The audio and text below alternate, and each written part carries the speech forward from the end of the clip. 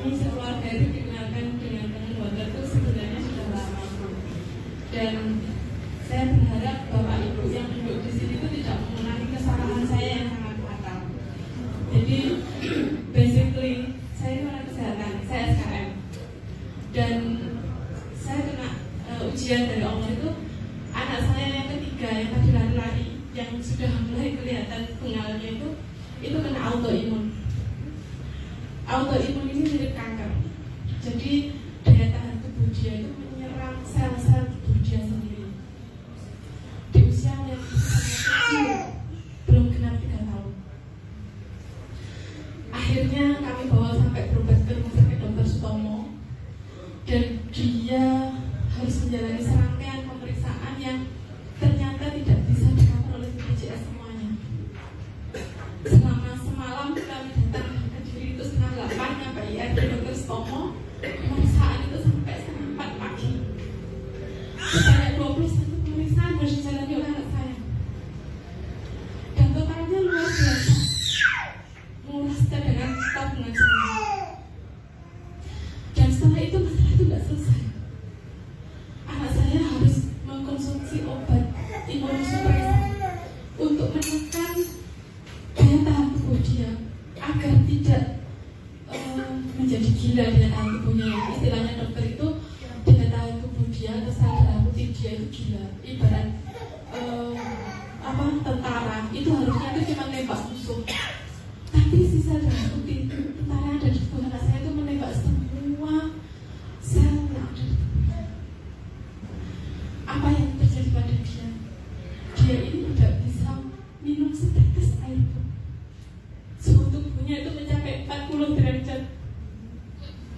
Yang dia rasakan itu hanya diam sambil bilang, sakit bu, sakit. Dan sebenarnya saya sudah tahu tentang kandungan ini, tapi saya itu tidak bisa berpikir out of the box. Saya tidak bisa berpikir keluar dari kotak mindset saya sebagai orang kesehatan. Kenapa? Karena kan saya kurang baca, kurang literatur, kurang banyak belajar saya. Karena di dalam dunia medis gak ada yang saya alami saat itu loh ya, di tahun 2017 itu tidak ada electrolyte reduced water, itu tidak ada. Adanya air putih yang sehat itu yang dia punya TDS di bawah 300, yang dia pH-nya normal, yang dia tidak mengandung logam berat dan sebagainya. Artinya kalau saat itu saya disodori air Kangen Water, saya bilang ya, karena kan memang secara kedokteran bilang anak ini harus cukup cairan tubuhnya. Sampai dokter tuh menjelaskan ke saya, anak ini harus minum minimal 1,5 liter per hari. Anak ini umur 2,5 tahun, beratnya tidak lebih dari 16 kilo. Dan diet yang harus dia jalani adalah diet eliminasi. Keluar dari rumah sakit, keluar dari opname dan Dr. Sutomo itu, yang bisa dia makan hanyalah umbi-umbian, sayuran, dan semua buah off, semua produk unggas yang mungkin anak-anak suka, ayam, telur, dan sebagainya off, semua produk ikan off, yang bisa masuk daging pun daging sapi sama daging kambing. Minyak nggak bisa, semua itu termasuk produk buah ya, itu nggak bisa karena buah kelapa. Ibu bisa bayangkan bagaimana saya cara memasaknya, cara saya merayu anak itu makan. Yang dewasa aja melihat makanan itu rasanya nggak terselera, tapi anak harus bertahan hidup. Dan ketika Dewi sama Pak Harto itu ke rumah nganterin air Kangen Water, dia berpikir kalau dikasih pH 9 itu nanti dia cepat sembuh. Tak coba, tak minumkan. Saya tutupin kepala karena mindset saya belum bisa percaya. Apa yang terjadi? Reaksi detoksifikasi langsung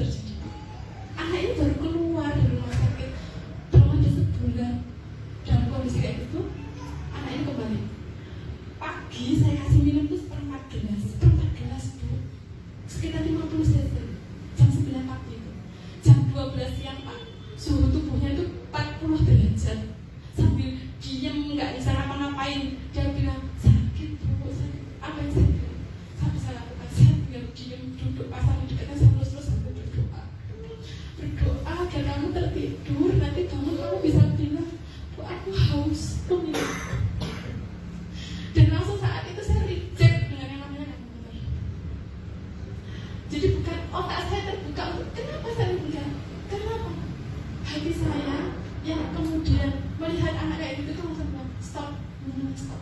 Tapi karena air ini yang bisa diminum, kami emang yang minum saya sama bapaknya. Itu terjadi terus, dan setiap minggu saya ke dokter Sutomo untuk kontrol, dan setiap kali kontrol itu harus bawa hasil cek darah lengkap dan cek urin lengkap beserta sedimennya. Dan itu yang bisa diterima labnya dari luar dokter Sutomo hanya Prodia. Di bawah Prodia tidak mau, karena dia sangat meragukan akurasinya.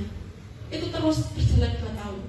Nah, 6 bulan yang lalu, di saat ibu saya kritis di rumah sakit, saya nggak bisa langsung menghandle anak ini. Anak ini harus dipegang orang lain, dipegang ayah dan sebagainya. Saya berada di rumah sakit seminggu. Apa yang terjadi setelah ibu saya meninggal? Seminggu kemudian anak ini harus kembali ke dokter Sutomo, hasilnya hancur. Yang saya syukuri anak ini harus opname. Dokternya cuma tanya begini, Bu, kenapa sampai seburuk ini hasilnya?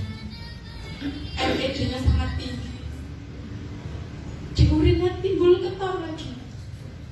Ya Allah, kenapa kamu? Dokternya yang begini, Bu, kita coba ya, seminggu lagi datang. Ibu rawat di rumah tidak apa-apa.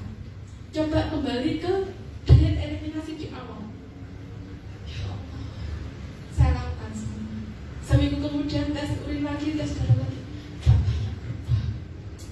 Terus akhirnya saya, ya Allah, apa yang harus aku lakukan? Di saat sudah berjut semua, sudah kegencet kayak gitu. Dan alhamdulillah sekarang saya menjadi punya waktu, karena yang biasanya saya harus ikut ngurus ibu, karena ibu tuh kena diabetes sampai cuci darah 5 tahun namanya. Itu saya punya waktu dan saya pergunakan untuk belajar. Karena saya dipaksa harus keluar dari mindset saya dalam dunia medis itu, karena belum percaya dalam hal itu. Akhirnya Bu Dewi saya kejar pertanyaan terus. Bagaimana mungkin lambung yang sifatnya asam, yang pH-nya itu sampai 4 bisa menerima air alkali dengan pH yang setinggi itu? Saya minta literaturnya. Sama dia kasih terus. Nih literaturnya, baca semua. Sampai apa yang ada di PubMed itu, baca. Apa yang jadi saya belajar keras. Saya tidak ingin membeli yang itu akhirnya menjadi salah buat anak saya, karena saya bertanggung jawab besar terhadap anak saya. Benar saya kata Ibu Dewi tadi, seorang ibu itu menteri kesehatan sama menteri keuangan keluarga. Benar 100%. Akhirnya setelah saya yakin benar, saat itu juga saya masuk ke klik Bu Dewi, saya beli SD501. Kenapa kok beli itu? Saya bilang, saya butuh air electrolyte reduced water yang nilai ORP-nya mencapai -800, karena anak saya bukan yang lain-lain. Dia langsung bilang, oke, deal. Terus langsung saya proses keuangannya dan saya bilang, oke. Dan apa yang terjadi Bapak Ibu sekalian, tanggal 12 Juni air itu, mesin itu kami nyalakan, dan dia bilang, saat terbaik minum air kangen water itu adalah pada saat pagi hari bangun tidur. Jadi biar itu langsung minum fresh dari mesin, dan nanti saat mau tidur itu langsung minum fresh dari mesin. Itu saya lakukan. Yang lainnya ketika misalnya kita haus minum dan sebagainya sampai takarannya cukup, misalnya butuhnya 1,5 liter atau butuhnya 2 liter, itu kami lakukan. Ajaib Bapak Ibu sekalian. 20 hari kemudian saat tanggal 2 Juli anak ini wajib kembali setor muka lagi ke dokter Sutomo. Saya kembali ke Prodia untuk cek darah, cek urin lengkap.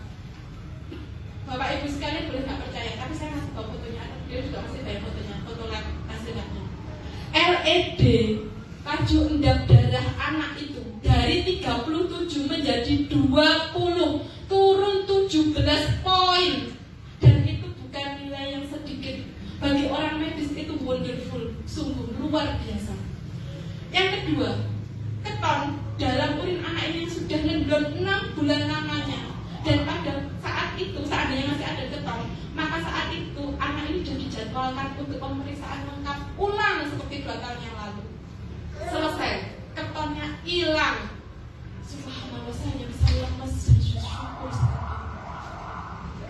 Jadi kalaupun kemudian Bapak Ibu yang ada duduk di sini masih mikir-mikir, doa saya, jangan ulangi kekebalan saya, sungguh jangan ulang kekebalan saya. Seandainya ya saya terlambat menghadirkan mesin ini dulu saya nggak apa yang terjadi pada suami. Setelah semua itu terjadi, baru dokternya itu ngomong sama saya. Selama dia Bu, saya salam itu sudah duduk sini. Bu, kenapa kemarin kami jadwalkan untuk pemeriksaan ulang anak ini? Karena yang sangat kami khawatirkan itu tentang ginjal dan livernya. Karena ketemu sudah ngendap 6 bulan di situ, gak mau pergi, hasil tes urinnya itu gitu terus. Hati ibu mana coba gitu. Anak itu sekarang lagi berumur 5 tahun. Saya doakan supaya ada di sini yang belum punya mesin segera bikin mesin ini. Upayakan jadikan itu prioritas Bapak Ibu sekalian. Sungguh jangan mengulangi ketubalan saya. Sungguh saya itu akhirnya menyesal. Ya Allah, ini toh ketika kita itu selalu merasa, oh aku sendiri kok, oh memang lebih jangan. Itu tuh pintu yang membuat kita itu saya tetap gitu untuk mengetahui sesuatu yang lebih lagi. Makanya akhirnya di situ tuh saya menjadi semakin sadar. Oh bener kalau gitu ngomongnya Steve Jobs ya. Setinggi apapun kita sudah sekolah, sebanyak apapun yang sudah belajar, tetaplah selalu merasa bodoh. Sebanyak apapun yang sudah dititipkan oleh Allah di dalam kehidupan kita, selalu merasa lapar, selalu merasa miskin. Ternyata itu adalah block time atau apa ya kasarannya itu, hal yang tepat yang menutupi diri kita maju. Ya itu yang pernah terjadi pada saya. Alhamdulillah, Allah masih percaya menitipkan sapi kecil ini dalam hidup saya. Sekian Dewi dan semuanya.